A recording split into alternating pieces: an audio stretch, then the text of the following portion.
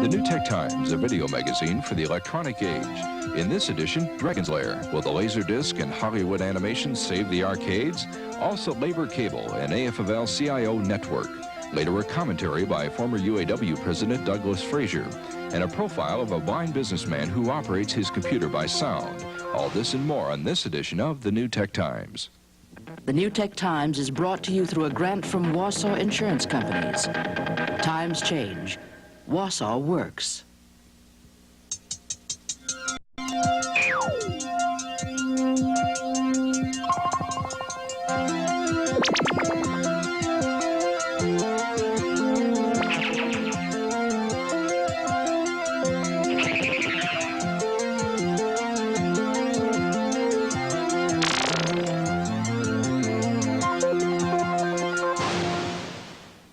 Hi, I'm Nicholas Johnson. Because of your support, we're going to be back in a couple of weeks with a whole new season of the New Tech Times. Until then, we're taking this holiday to look back at some of our most popular stories, look ahead to the new technology of 1984. Now, long before 1984, when I was an FCC commissioner in Washington, a young man named Nick DiMartino tried to explain to me what portable videotape recorders and cameras would mean to television. He said it was a chance for the unheard to have their say. Now, one of the largest groups that's excluded from television is American labor. After all, networks and big corporations that advertise on television are run by management, not labor, so they naturally reflect the views of the business executives who run them. And for years, I've urged the unions to use the new technology. Well, now they're doing it with their own cable television network. And it's being run by, well, you guessed it, Nick DiMartino. Here's Gary Propst's report. I don't think that the people that run the television thing really know who the workers are, so how would they know how to portray them? I think we're second-class citizens as far as television. I think we're underrated as far as what the worker is all about. There's no such thing as representation for workers on TV. A lot of times, the way I see it, the worker is portrayed as a person with low education, whereas a lot of us have gone to college and have gone to technical schools on top of that to learn our trade. In news programming, television simply didn't report enough.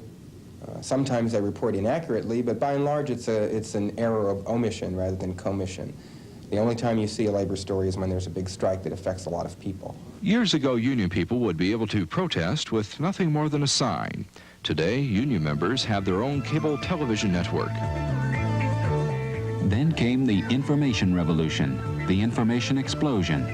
Whatever it's called, it's coming at us fast. And the labor movement is positioning itself so that it will be a part of this, so that its voice will be heard.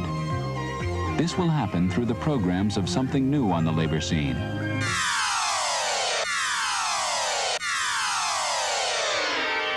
This is the Cable Line Television Network.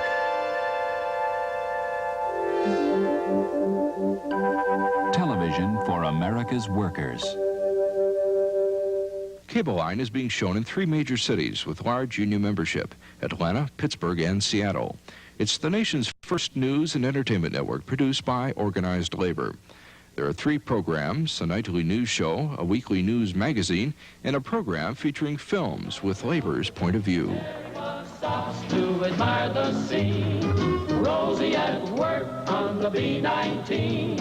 She's never twittery, nervous or jittery. Rosie, Rosie, the riveter. There are 2 reasons for Cable Line: to give out information and to shift the tide of anti-unionism, which is affecting the pride workers have in themselves. There's been a lot of media coverage about the downturn in the fortunes of the labor movement in the United States, and I think that what we've discovered in going out into the field is that exactly the opposite is true. It's certainly demoralizing when you've lost your job if you work for a steel mill that's closed down and 5,000 people are out of work in your town.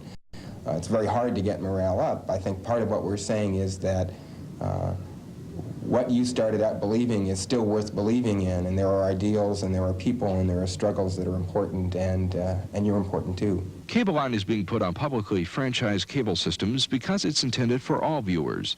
DiMartino says it gives the average person an option to balance out the programs offered from the business point of view. There are a lot of business shows for people who own stock and are concerned about the market and the developments of the economy, but it's never shown from the point of view of the average man or woman on the line or in the office. Cable line is still an experiment. If it goes nationwide, it could have a large political impact on the country. When the AFL-CIO endorses a political candidate, the politician could have a great deal of free publicity. In my opinion, Reaganomics is the biggest deliberate major economic mistake, perhaps in American history. As new technology develops, the union people hope to take advantage of it. DiMartino predicts big union meetings via satellite, eliminating the need for large labor halls. He also believes there should be a communications network for union members to cut down on travel expenses. But for now, they'll stick to television programs and use the new technology to groom labor's image.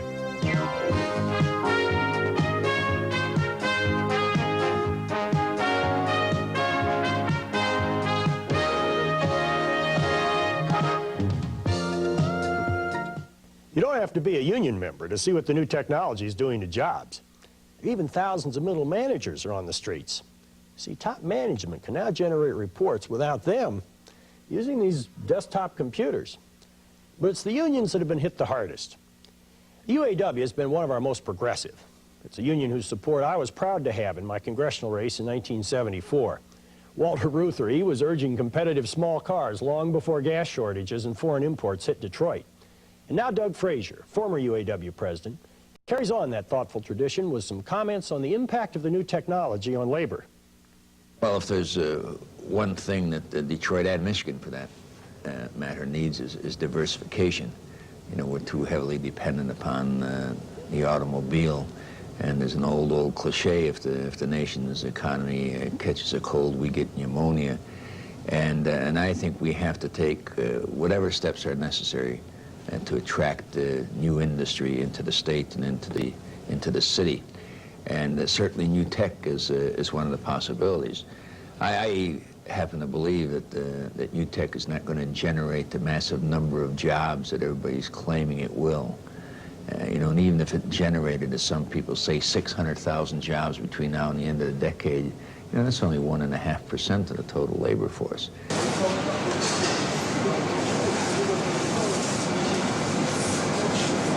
It's not an easy task. It's easy to say, you know, the problem is you need to diversify. Now, having said that, the next question is, how do you do it?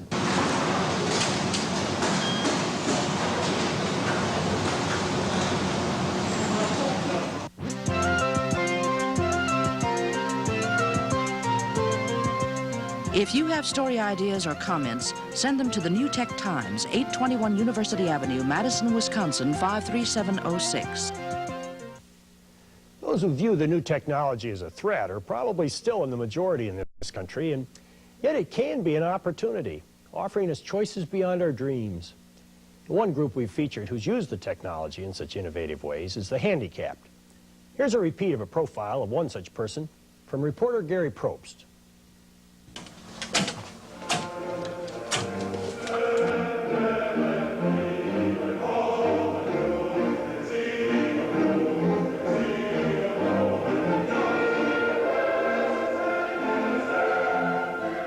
Neil Ewers has a recording studio in the basement of his home.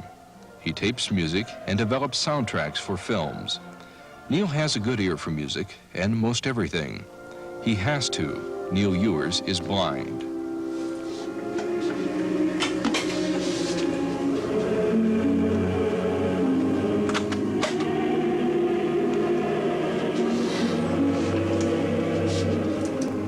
In spite of his handicap, Neil has a good business going. Plus, he keeps track of his paperwork with a computer.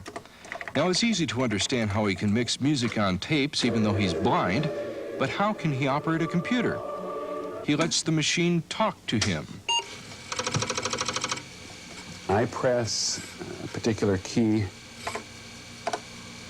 Here, the disk drives whir, know that they're whirring correctly or incorrectly, and know as a result of sounds that I'm doing something I should do or something I shouldn't do. And if Neil's hearing is finely tuned. He can sometimes troubleshoot problems with a program. He's learned the logic and has memorized the keyboard. He can't depend on a video display screen. I do a lot by sound. I don't have a lot of modern technological conveniences that allow me to hear speech synthesized output. And as a result, I'm probably better off if I were sitting here at the screen and typed some characters in and the speaker said, "Error, press return to begin program all over again." I'd simply press return to begin the program all over again and really wouldn't know a heck of a lot about what I had done to cause the error. So I have to know a great deal about the logic of the computer, how it works, and the logic of the program that I'm using. In this case, I met with success. There's a lot of competition between recording studios in Neil's community. He needs the computer to keep tight books. It helps him to use his time wisely to produce profits. It has allowed me to look at market research. It has allowed me to print into the computer all the various kinds of jobs that I do and decide how much money I make on them, whether my price is too low or too high relative to what other people make for the same job. You get to the point where you can program those kinds of things into the computer and ask it certain questions that are relevant to your business and to how you can maximize your profits. The computer also gives Neil a better sense of being an independent businessman. It's allowed me to type up the computer invoices. If somebody comes in to purchase something, I will type up a bill for them right on the spot, which until I had the computer I couldn't do. I had to wait till my wife or a secretary came and printed off the invoice and mailed it out to them. This way they get it right at the moment, and I have the satisfaction of knowing that I have done it without having to bother somebody else to get it done.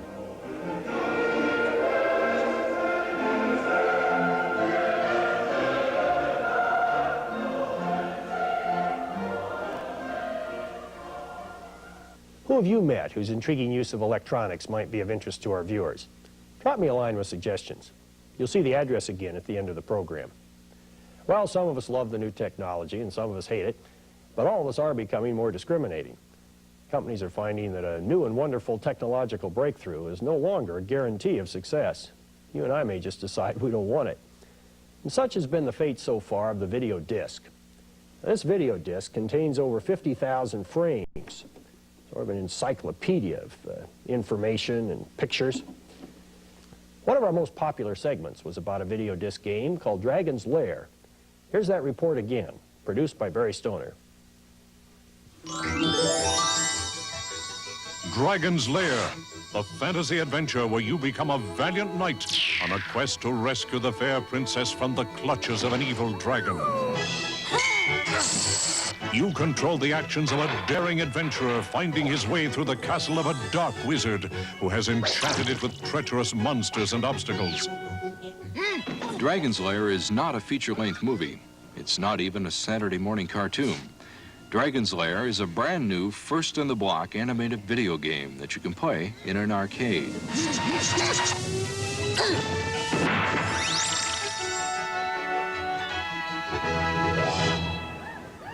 It's been called by some people the jazz singer of the arcade business, which is the jazz singer was the first talkie. You know, and that's what it is. It's opened up the vision. And I believe what it probably has done is antiquated all the other arcade games.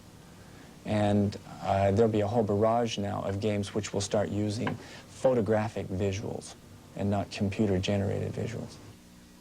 But we're getting ahead of the story. It all started with a simple game like Pong that you could play on your home TV set. One of the first video games, but not very exciting. Then along came the video arcade with flashy games that you couldn't get at home, and the race for the quarter was on.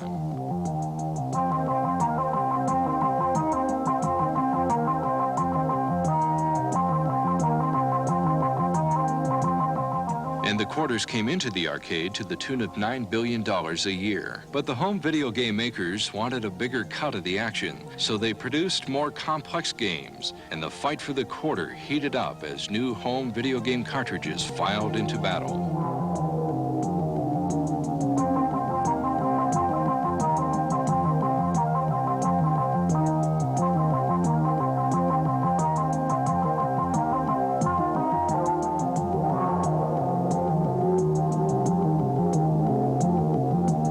It's hurt. There's no question about it. The first generation of home games were little line drawings, but now they're getting so involved, they're actually just as sophisticated as some of these games. You can play Centipede and Pac-Man on your home Atari systems, you know, the computer games, and it's taken a lot away. So new games were brought in to entice video players back to the arcade.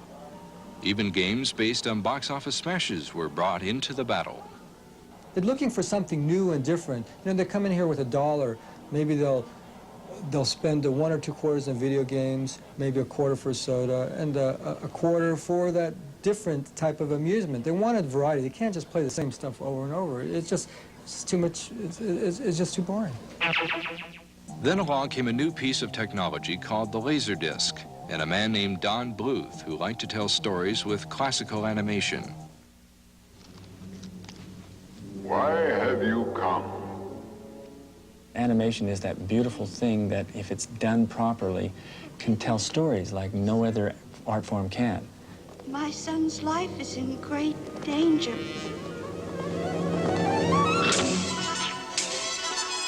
We were approached by a company called Advanced Microcomputers.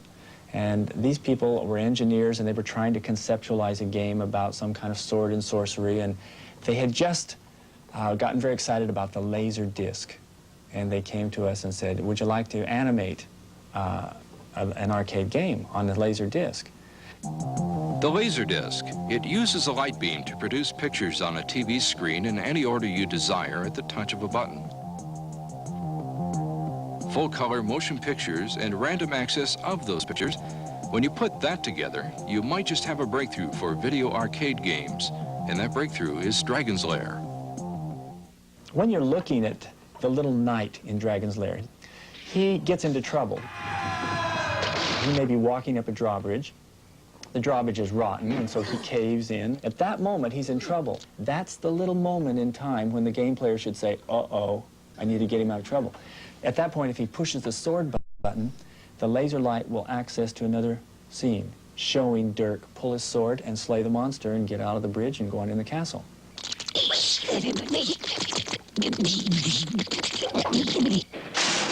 So I've set up a scene which shows a threat and a scene which shows the threat resolve itself.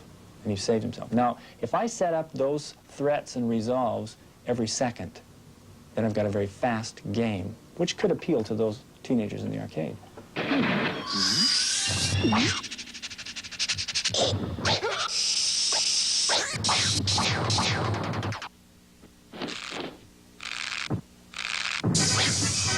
Like I said, I think it has the most advanced graphics I've seen in any type of game I've played before. And that in itself is just really, really addictive. In playing the arcade games, I found that there are a lot of little sticks and dots, and you know, the graphics are nothing to write mom about.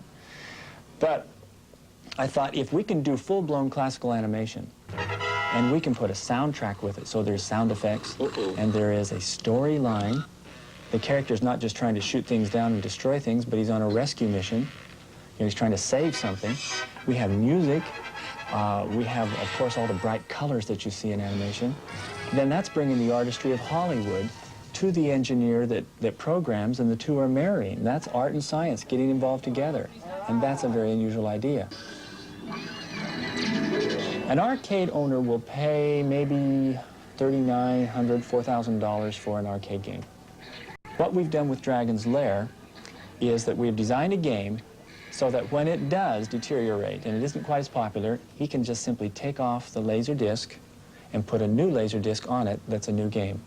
Change the marquee on the front of the player, and put in a new EEPROM which holds the program, and he's ready to go again. And all of that will retail to him for under $1,000. And when you get tired of Dragon's Lair, Don Bluth will be ready with a new animated laser game, Space Ace. and soon other companies will release their own laser arcade games.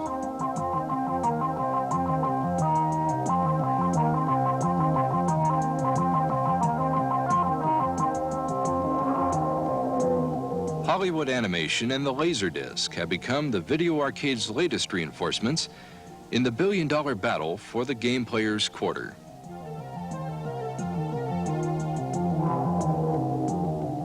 As is so often the case in these new tech times, the changes that come to industry today are in our homes tomorrow. Can computers help us artistically? Well, joining me this week to talk about that is artist and teacher Ted Pope.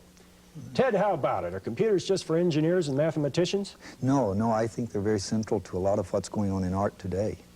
Well, now, you're also an anthropologist. We both studied under Professor McAllister at the University of Texas. You've spent time in the South Pacific. Is this a new phenomenon that computers would be a part of art in our time? No, I think art has always reflected the culture to some extent, and computers, I think, now allow us to deal with certain issues, historically substantiated, that we just can't deal with, say, in painting or in other media. But you began with relatively conventional art, landscapes on canvas and pastels. Yeah, it's what I knew, and it's what I stayed with until all of a sudden I think I became contemporary with myself, and I saw that those media, good though they were, couldn't deal with some things I wanted to deal with. And one of the things you've given us recently is a whole new relationship of people to the artist, as well as the art form, called interactive art. You've brought some tapes we have here. Why don't we take a look at those right now? Oh, look at this. Our computer. It says to press any key.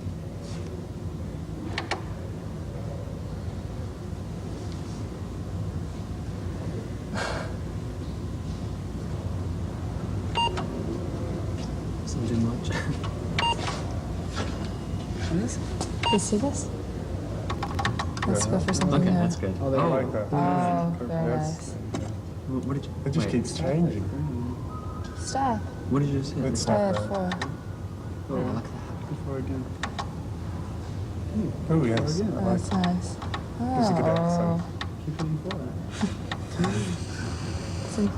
Oh, that's that's fantastic.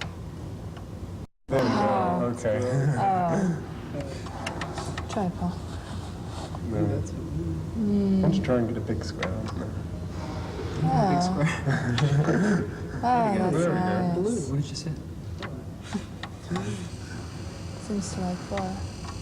That's the end of it. That's the end, he says, Ted, but I think that's just the beginning. Tell us what's really going on here. Well, I agree with you. It is just the beginning, and there are a lot of things going on, but a couple of the most exciting ones are this. Just as art is developing a new media, that is, the technology is changing and fast, there's an equal change in the whole concepts being brought to bear on art, a reconceptualization going along with the new technology developing. And this is going to affect the way, say, the viewer and the art object and the audience and the artist all interact. It's like the artist won't just put something out there for you to look at, and whether you like it or not, you walk away. It's going to put something out there for you to look at and physically have the opportunity to change so that you become, in part, the artist too. It's a collaboration between, say, you and the artist. So it changes our relationship to art as well as the art. Right. There's no fixed, inviolable art object. It'll respond, say, to you, to your own eccentricities, your personality. How long is it going to be before we can have this for our home computers? It's here now. And some of the best ones, perhaps, aren't in art galleries or museums right now, but in the stores that sell video games. Thank you, Ted. Thank you. Finally, some tips on telephones. You know, things are a little confusing out there for Ma Bell's old customers, what with choices of long-distance service, telephones, and soon even alternative local telephone companies. But if your monthly long-distance bill looks like mine, you might want to consider the alternatives. And here to help is our regular columnist and reviewer, Tim Onosco. You may already know that you can save money on long-distance telephone calls by subscribing to one of the new phone services like MCI, which started the business, and Sprint. What you may not know, however, is that all phone companies aren't created equal. The long-distance companies advertise rates 20 to 50% less than AT&T's charges. This is true, but the new phone companies also bill you for an additional monthly subscriber fee of $5 or $10. If you aren't making at least $25 worth of out-of-state phone calls each month, these services probably aren't for you. If you make calls to an out-of-the-way place or small town, ask if the company serves this area. Some still don't reach the entire country. Most long-distance companies let you use your service if you're traveling in another city, a real cost advantage over AT&T. But some companies charge extra for this privilege. You'll also need a touch-tone phone line, an additional expense if you don't already have one. And in cities where the local phone company bills according to the length and distance of local calls, this is called measured service, you're also paying twice, once to the long-distance company and once to the local phone company. Consider that cost, too.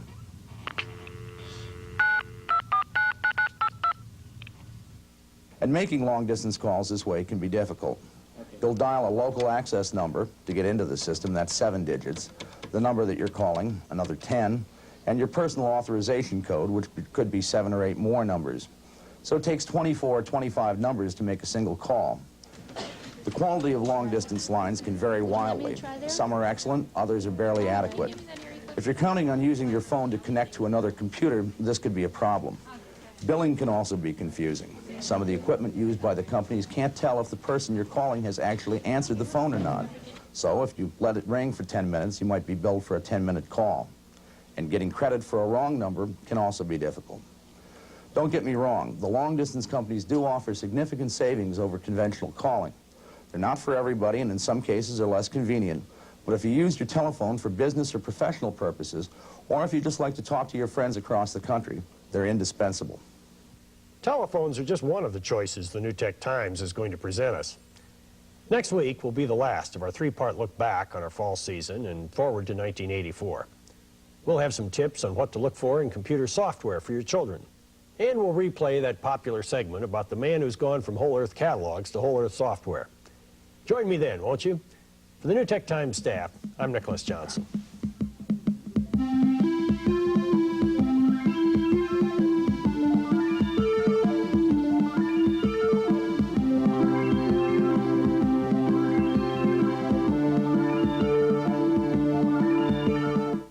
The New Tech Times has been brought to you through a grant from Wausau Insurance Companies.